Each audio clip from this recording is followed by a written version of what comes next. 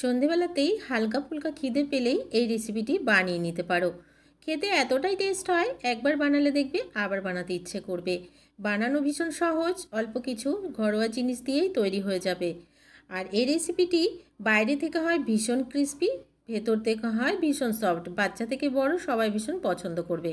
নমস্কার বন্ধুরা, নন্দিনী সিম্পল কুকের আরও একটি পর্বে আপনাদের সবাইকে জানাচ্ছি স্বাগত। তাহলে দেরি না করে চলুন ঝটপট করে রেসিপি দেখে নিই। আজকের এই রেসিপিটি তৈরি করার জন্য প্রথমে আমি এদিকে নিয়ে নিয়েছি দুটো কাঁচা আলু, আর নিয়ে নিয়েছি একটা গাজর। আর এবারে আমি আলুটাকে একদমই মিহি যে গ্রেটারটা আছে সেটা দিয়ে গ্রেট করে নেব। আলুগুলোকে খোসা ছাড়িয়ে পরিষ্কার করে নিয়েছি, তবে একবার গ্রেট করে নিচ্ছি, তারপরে আবারও ধুয়ে নিতে হবে। আর এই আলু আর গাজরটাকে অবশ্যই মিহি করে গ্রেট করে নিতে হবে। তো বন্ধুরা, আলুগুলোকে আমি গ্রেট করে নিয়ে ফিরে আসছি। আর এই রেসিপিটি একবার হলেও এভাবে বানিয়ে দেখবেন, আশা করছি আপনাদের ভীষণ ভালো লাগবে।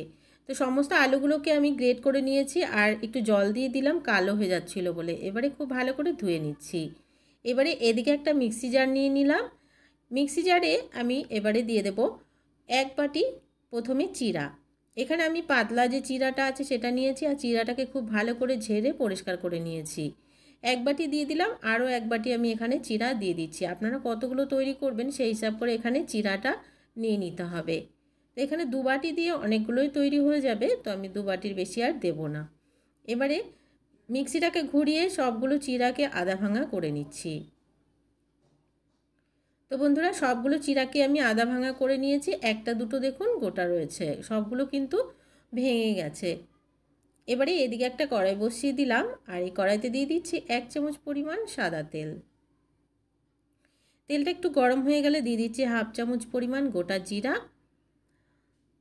এবারে দিয়ে দেবো যে আলুটা আগে থেকে গ্রেট করে রেখেছিলাম সেই আলুটাকে একটু ধুয়ে পরিষ্কার করে নিয়েছি।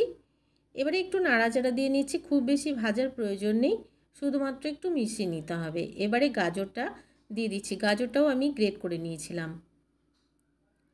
এবারে খুব ভালো করে গাজর আর আলুটাকে একটু নাড়াচাড়া দিয়ে মিশিয়ে নিচ্ছি। এটা কিন্তু একদমই ভাজার প্রয়োজন নেই, আমি আগে থেকে বলছি।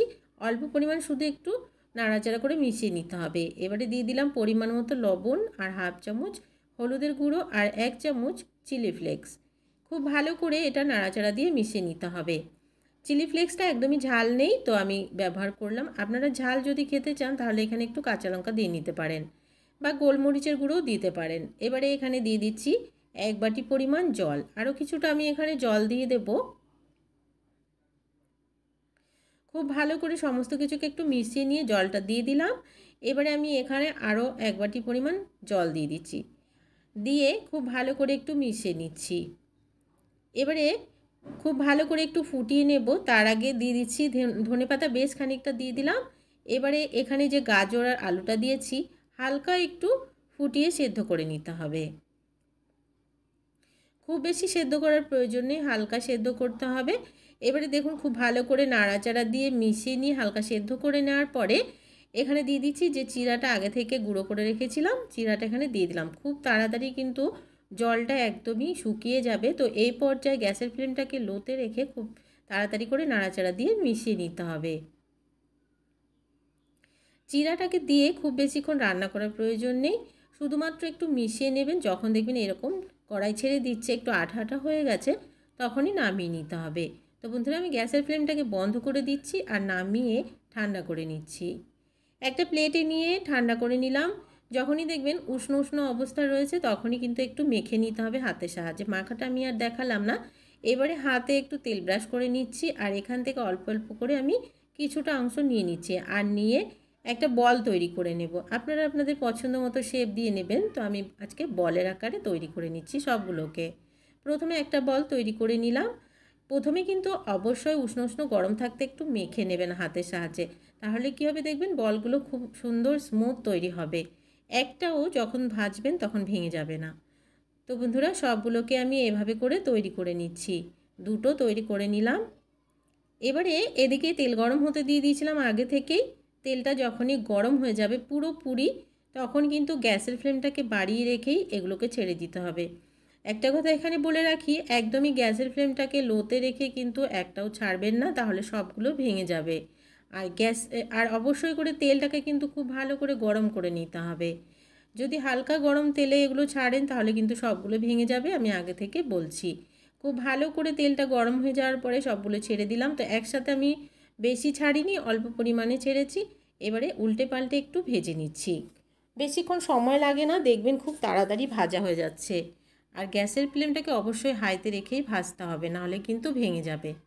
তো বন্ধুরা এগুলো দেখুন একদমই গোল্ডেন ব্রাউন করে আর ক্রিস্পি করে ভেজে নিয়েছি। বাকিগুলোকেও এভাবে করে ভেজে নিয়ে ফিরে আসছি। তো বন্ধুরা দেখে নিলেন কতটা সহজে একটি দারুণ স্ন্যাক্স রেসিপি তৈরি হয়ে গেল। সন্ধ্যাবেলা অবশ্যই হালকা ফুলকা খিদে পেলেই রেসিপিটি বানিয়ে খেতে পারেন। আজকের রেসিপিটি কেমন লাগলো অবশ্যই কমেন্টস করে জানাতে কিন্তু ভুলবেন না। ভালো লাগলে একটা লাইক করার অনুরোধ রইল। অনেক অনেক শেয়ার করে দেওয়ার অনুরোধ রইল। নতুন বন্ধু আমার চ্যানেলে নতুন এসে থাকলে আমার চ্যানেলটিকে সাবস্ক্রাইব করে পাশে থাকা বেল আইকনটাকে প্রেস করে অল বাটনে ক্লিক করতে ভুলবেন না, এই ধরনের রান্নার নোটিফিকেশানগুলো সবার আগে আপনাদের কাছে পৌঁছে যাওয়ার জন্য। আর আজকের রেসিপিটি কেমন লাগলো কমেন্টস বক্সে জানাতে কিন্তু ভুলবেন না বন্ধুরা। অবশ্যই আপনাদের কমেন্টসের আশায় থাকবো। আর দেখুন বন্ধুরা আজকের এই রেসিপিটি কিন্তু বয়স্ক মানুষরাও খুব ভালোভাবে খেতে পারবেন। আজকের মতন তাহলে এখানে শেষ করছি। সবাই ভালো থাকবেন, সুস্থ থাকবেন।